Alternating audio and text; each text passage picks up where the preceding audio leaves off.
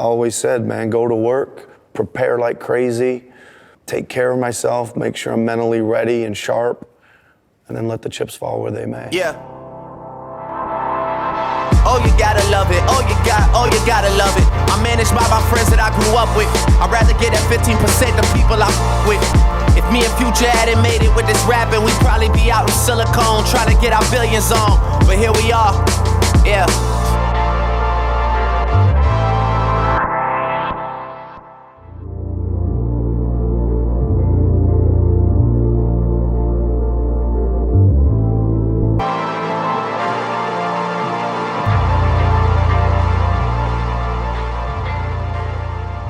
Coach, welcome to Kneading Dough Canada. Thank you.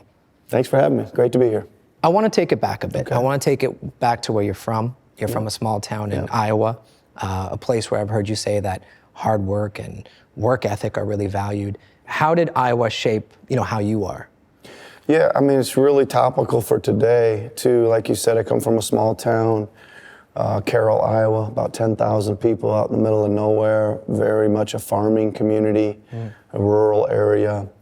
I'm the youngest of 9. So my mother was a teacher. My father was in the postal service for about 35 years. 9 kids. He was also painting houses on the weekends. Most of us had jobs as young, kids just to put food on the table and make it. So work ethic, we always worked very hard. We always saved our money. Right, it was a very, I would say, thrifty type community. It wasn't a lot of extravagant purchases and things like that. So that stuff sticks with you. For me, it comes in handy. Like, I'm not afraid of a long, hard day of work. That's for sure. Do you have any early memories of any conversations around money in your household? When we were out working, whether it was in the cornfields detasseling corn or in the bean fields walking beans, I had a job at a small clothing store that I would sneak in a few hours in here and there. Most of my brothers' paper routes, sisters were babysitting, etc. And most of it was they would take us straight to the bank, get a bank account. That money was to be saved.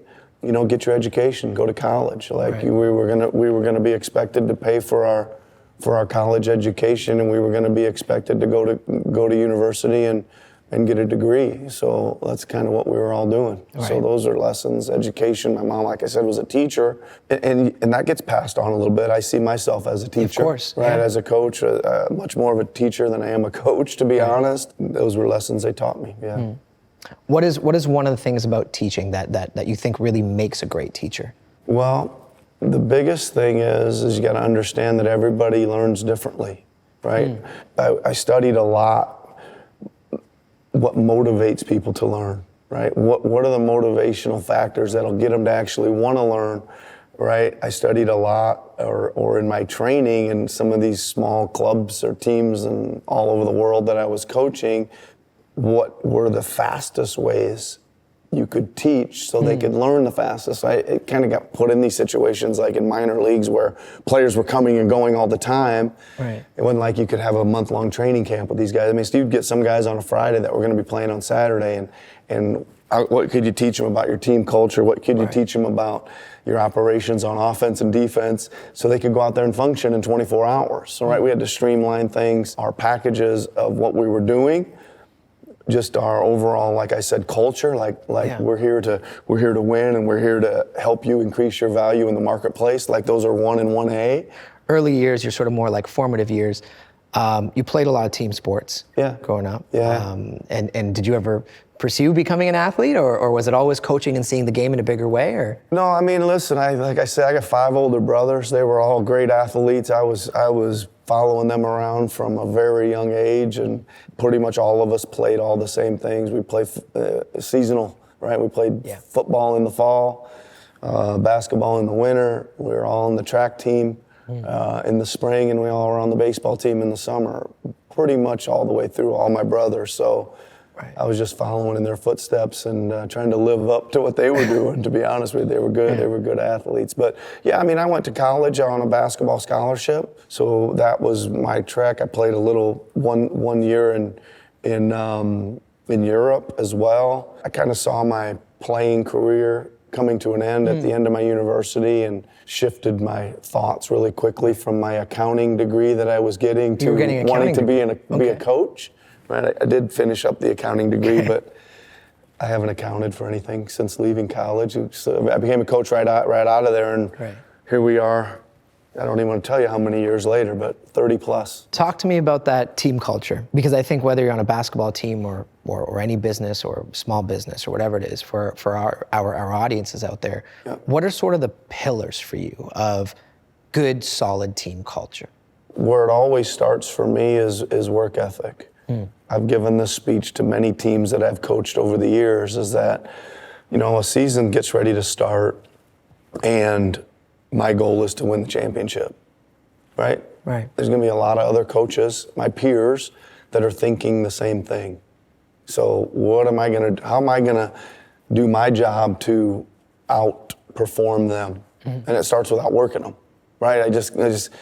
You can't ever know if you are or not. It's not like I'm calling up Spoelstra and saying, how much film did you watch today or whatever, but you're always thinking that you need to put in a great effort every day in the work side of it, or you really don't have any right to have those championship aspirations. So that's like pillar number one, is work ethic has to be paramount in everything we do. That aspiration of championship has to come with a plan. You can't just float around saying, we're going to win it all, right? We're going to win it all. It's like any goal, right? The goal of starting a workout program. Well, I want to start you got to put a plan into action now, right? So that happens, and that happens in a lot of avenues. Let's say player development, or even slice that avenue down into shooting. What's our plan? Here's all the mechanisms, here's all the people, here's how we're going to take you through what we call our 6 stages of shooting to make you a better shooter. And then it's, I don't know, again, you could go down strength and conditioning. Here's how we're going to get you to play your best, be most athletic, and that has nutrition, and that has all kinds of stuff. So creating plans and down those pathways would be like next after work ethic. And then it just kind of goes from there. Right. So Coach, we're going to switch gears a little bit. Okay. We're going to do our rapid fire round, which is called the 2 cents round here. Okay. So you can't think about these too much. You just got to let it out. Oh. And that's the fun of it. Okay. What's the one purchase you regret the most? Nothing. My first answer is nothing. I don't regret any purchase I've ever made. Amazing. Love that. What's the one thing you always splurge on? Music stuff. Music stuff. Yeah, usually instruments. Okay, so records, I think I know. Vinyl, instruments, tickets, anything music related. Okay. Describe your financial persona in one word. Moderate. Moderate.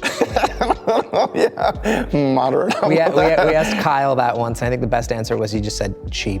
Yeah, right. That very cheap. That. I could see that for him. No, just kidding. Just kidding. Totally kidding. No, he's extremely proud of that. Yeah. Who is the one player you've coached that you would take financial advice from? Fred VanVleet. I admire Fred. Let's go that way. Yeah, definitely. What does financial freedom mean to you? Whoa, good question. Well, I think it's to be able to not have to work and be able to spend your time exactly the way you want to, because financially you're able to do that. It relates directly to how you can use your own time. Yeah, choices. Yeah. Yeah, definitely. Have you ever bought anything and hid it from your partner? Probably. Probably, yeah. Most of those things are music related as well, so nothing too bad. Yeah. Okay. And I have to find the right moment to say like, hey, I bought another piano or something like that. It's coming. It's getting moved in soon. Where are we putting it? Well, let's figure that out. Right. All right, whatever. Go ahead. You've been around the NBA now, of course. Who has the best business sense in the NBA? Could be player, could be GM, could be president. Oh, it's got to be LeBron. LeBron. I think. I mean, I don't delve into it that much. I know that a lot of other guys got some cool stuff going on. Yeah. And you're not just saying that because you're on Uninterrupted. I mean, you don't have to say that. But, no, I just know that he's certainly been a, mega powerful in many areas. Right? No, and again, speaking of like a personal side, it's there's one thing about having a business sense that he does, but there's also a sense of empowering others to go out and build and create their own thing that he has, which I think is a sign of any great entrepreneur. And I also had a experience, like a personal experience with him in the bubble. I don't need to get into what was all happening, but you know, there was some meetings going on down there, and all the owners were on a Zoom, and there was key players and coaches and other key people in the NBA, and this meeting's going on and on and on and on, and he hadn't said a word yet. And I was sitting like right next to him, and then when he got up to speak, I was absolutely blown away at how smart he was, and the way he presented everything he talked about was right on the money, and like it was impressive. Yeah. So that's where I'm probably getting that answer from. No, I love that. That experience, yeah. So basketball is very unique because of the size of the roster, right? There's 23 players in the NHL, there's 53 in the NFL, 26 in MLB, and only 15 in the NBA. Yeah. So is it harder or easier to get everybody pushing in the same direction when you have a smaller roster? I don't know. It should be easier based on the math. I can't imagine having 53, You're right. 53, but I think it's a challenge. I think everybody's aware, and this is one of the things that we're willing to recognize. This is a team sport. However, everybody's got their own individual goals and lifestyle and life they're living, and we've got to blend those together. And we're not afraid to talk about that. I've already said it once. We got to win, number one, and number 1A is we got to get your value in the marketplace higher. Yeah. We're gonna, we understand, like, you want to be an all-star, or you want to be all-league, or you want to be a starter, or you want to be in the rotation, or you want to play more minutes. It's real. You can't just say there's no I in team and let's go. You can't. You got to deal with both sides of it and try to blend them together. And then there's also the side of managing personalities, right? I mean, Kevin Durant said that, a coach's job is to manage the personalities. I mean, what is the key to, managing many different types of personalities? Again, I think it's a question that people ask a lot is like, they phrase it, you phrased it pretty nicely about just managing. I mean, usually they're like, these guys are getting paid so much and they got such huge egos, and how do you manage all these, Listen, what they want more than anything is to do well. Right? So our job is to put them in a position to succeed. We have conversations, like, they want to be coached. They want to be prepared for the game. They want a great game plan so they can go out there and succeed. They really do. Yeah. And we just kind of, again, take that head on. Like it's our responsibility. We're not managing them. We're just trying to set everything up the best we possibly can as a coaching staff, so they can go out there and have the most success they can. And I think it really ties back into something that you said early on, which is that everybody also learns differently. Yes. And that's something that I haven't heard in a really long time, but it's so refreshing to hear that, right? Yeah. Is everybody comes with their own experiences, their own way of learning, their own way of showing their 100%. Adapting, right? There's certain players, a lot of them, where we can put the game film on the film room in a team setting, and that's enough for them. They get it. They get the clips. They show it. They take the positivity. They take the teaching clips, and that's good. But then there's some of them where they got to go sit down with an assistant coach and watch it one-on-one. And there's some of them that need to sit down with the head coach. It just doesn't sink in unless I'm telling them, face to face or one-on-one. So just figuring all that out is part of the challenge, but it's the job. Yeah. It's the job. So I want to talk about the Nick Nurse Foundation. Okay. Tell me a little bit more about it. Tell me a little bit more about what the mission behind it is. And listen, we had this incredible year in 2019 where I was fortunate enough to be on that championship winning team, right? Just thought immediately that it gave us a great platform to go out and do things in the community. Just really felt like the right thing and time to do it. And then I really can only operate on passion. So when they said, well, what do you want it to do? It was going to be sports, it was going to be music, and it was going to be education or literacy. I really like to read, so that had to be in there as well. I just value education. I think that music programs are the last thing to get added and the first thing to get cut in schools these days. I just know how much it's meant to me personally. Just even though I have a good day, listening to music is like really cool for me. So passing on those emotions. Obviously, we have the sport kind of built in. Being basketball people, we have opportunities to get a gym like this, throw some kids in it, give them some shoes and uniforms and basketballs, and help them any way we can to just improve. What I say is, let's improve their self-image. Right. Let's give them a chance, man. Who knows what will happen? And I know that there's some great impact being made. Where do you get that sense of community, that sense of give back? You know what? This is a really easy answer, but I've never answered this before. And I do a lot back in my hometown of Carroll, Iowa too, especially for my high school and around town. But without getting like too deep into it, when I was a really little kid, my mother got diagnosed with a brain tumor, and she was out of commission for 2 years, basically, till they were trying to figure it all out. And every night of the week, somebody in our community would show up with a meal for our family and all the kids. 9 kids and dad there, and somebody else would show up, and that's community. Yeah. Right? That makes an impact on your life. Coach, we are living through some uncertain times. I mean, especially the last couple of years have been very difficult socially, economically. The business of sport, you feel that a lot, right? Whether being an athlete or a coach, nothing is certain, nothing is always guaranteed, things can change instantly. What advice do you have people for out there, for people who are dealing with uncertain times, you being in this business, how do you deal with that? It's a good question. I think that certainly applicable to my job in sports, right? I think that it's certainly fragile depending on how the team's doing. We're getting judged every single game, but certainly if, they make moves at this level, right? And I can't get too caught up in that. I think that I always say again that I'm gonna get up and get ready. I'm gonna think about what players I need to touch today and motivate personally and see one-on-one. I'm gonna think about what game film I need to watch, whether it's the Raptors getting them better or who's coming next, who the opponent we're playing.